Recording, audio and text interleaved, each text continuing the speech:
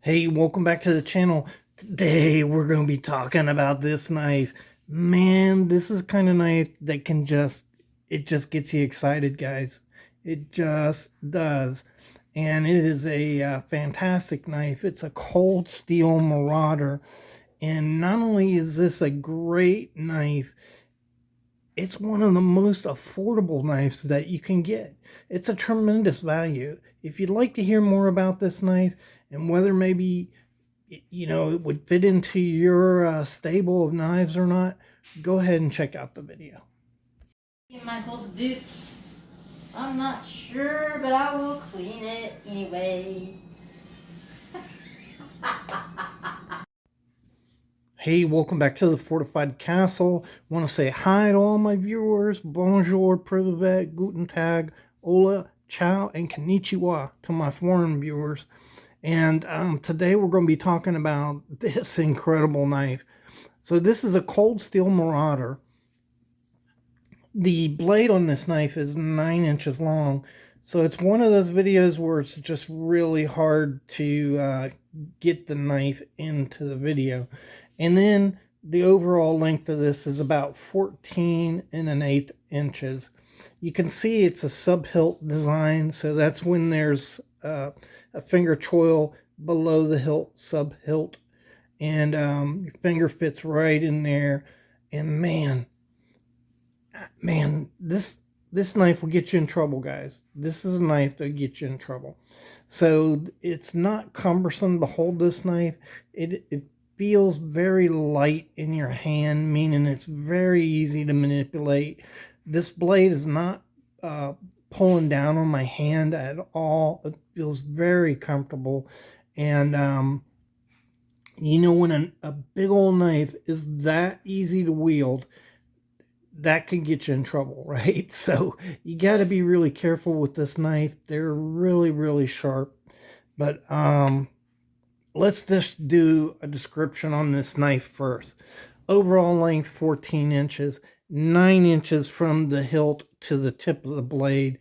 It is a AUS 8 steel. I have no problem with that steel whatsoever. This knife is 10 years old, and I use this knife. It doesn't just sit in a safe. You can see I've got scrapes on the sheath here from using this knife. I don't use it every trip. I got other knives that I prefer to use it, and we'll talk about that a little too in the video a little bit later on. But you have Crayax or Cold Steel calls this a Craton handle. These are full, almost, I think they stop right about here actually, but they're almost full length blades. And then they put this kind of rubbery handle over them, and it just feels great. And one of the advantages of this, I can remember when I first bought Cold Steel, I did not like the idea of this at all. I didn't know whether they would last. I didn't think they would. I figured they'd loosen up and come off, but they haven't. And so I've come to trust them and really enjoy them, because when you strike wood or anything else with this, the vibration usually travels up the blade into your hand. And with these Craton grips, it doesn't. It feels very comfortable. You don't feel the vibration from the impact of hitting something with this knife. And so I really like them. They're grippy. Are they the best? No, my Carta, I think actually gives you more grip, especially when it's wet, but this does a really good job. And the big thing about this knife is this sub-hilt. And so I was very hesitant to purchase this knife, but I did, because I was looking for a knife that has this great Texas clip, right? I was looking for a knife like that. The only ones I could find were in 300 plus range. I didn't want to spend that much money, and so I ended up settling on this knife. And 10 years ago, there weren't a lot of reviews on this knife. And so I'm not saying it was new, it'd been around for a while, but they hadn't gotten really popular. Today there is a lot of reviews. I've never seen a negative review on this knife, by the way. And so I got it for that reason. But man, I tell you what, I learned to really like this knife. It's balanced well for a fighting knife, which that's what this is. I've used this knife continuously for, I don't know, hour and a half. I purposely went out there and just whacked away at things. And I thought this would be a problem. It really wasn't for me. I've got medium sized hands, so I thought it was going to create a hot spot and a sore on my finger, but it did not. And if it really bothers you, you can cut this off. And some guys do that, but I just don't find that it has bothered me at all. I've left it on for all these years. I don't know. Maybe at some point I'll take it off. I don't know. But it doesn't bother me. I get a really good grip on that. You could see it sticking out there. You've got a very nice lanyard hole here that you can put a lanyard through. But this knife really isn't a survival knife. So you use a big knife like this for a camp knife if you were taking out, using it in a survival role. It's not really the role of this knife. This is just a fun knife. It's a great knife to use to dispatch a game that needs to be dispatched, whether that be a deer or a hog. That's a good purpose for this knife. It works well in that role, and in that role, the hilt really helps out to keep your hands from going forward on the blade. But that's not really what you need on a survival knife, a hilt like this. You'd want to choke up. You'd want a finger choil right here so you could choke up even more and to do fine tasks. And for that reason, this knife doesn't excel in the survival genre. That said, I've taken this out camping numerous times. I've used it and it works just fine.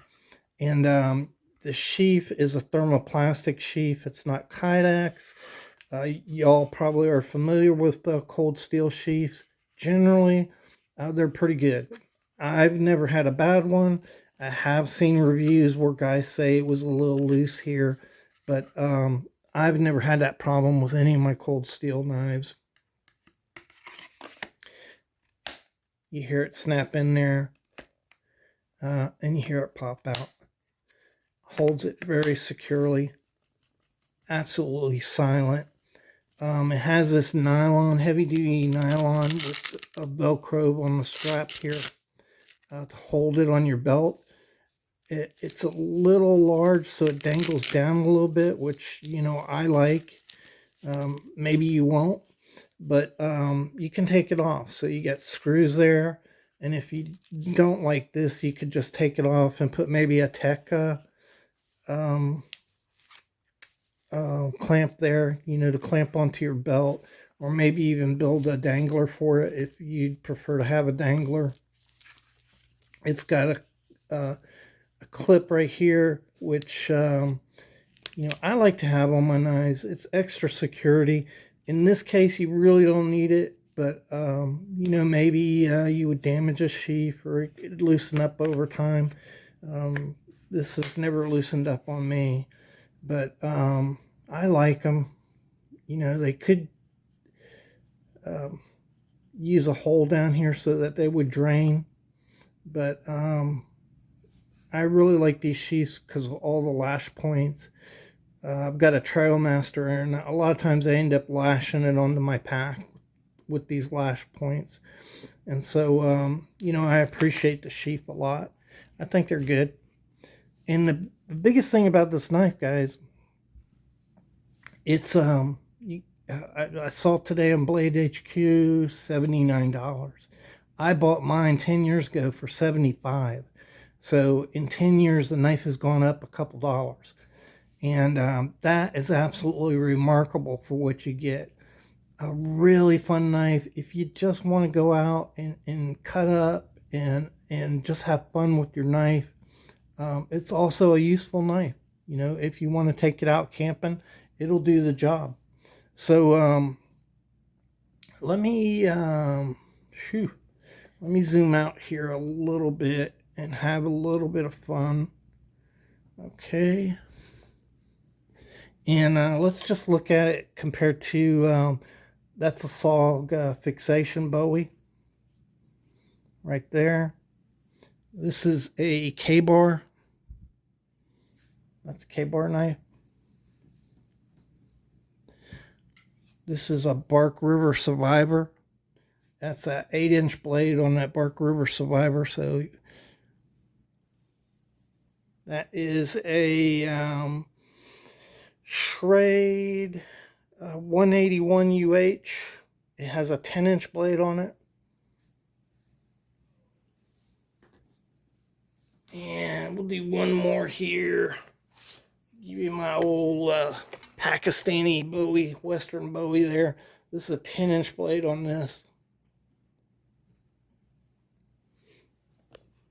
And that gives you kind of an idea of the size of this thing. Really nice feel to this knife. That's in relation to a Rat 1. It's overall 7 inches. It's twice as big. So anyhow, really nice. You can't go wrong with this knife for the price. And the US 8 steel hasn't bothered me in the least. You can see this knife is in good shape. I keep them in good shape, so I clean them up when I bring them back. If I have to, every now and then I'll take, you can see there's some, let's see. You can see some scratches there.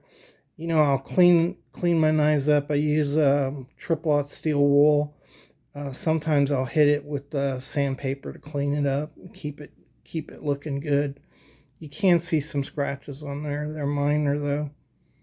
And the blade's still in really good shape. All right. So that's my review on Cold Steel Marauder. Man, for 75 bucks, guys. Wow. You know, why not? This knife was $75 right here. My K-bar. Both the same price. That's a whole lot more knife. Of course, this may be a better, you know, survival knife than that, but I don't know. Anyhow, they're just fun. You know, do yourself a favor, go out, buy you one, and have some fun. Thanks for watching the video. I really appreciate y'all. Thanks again. Bye.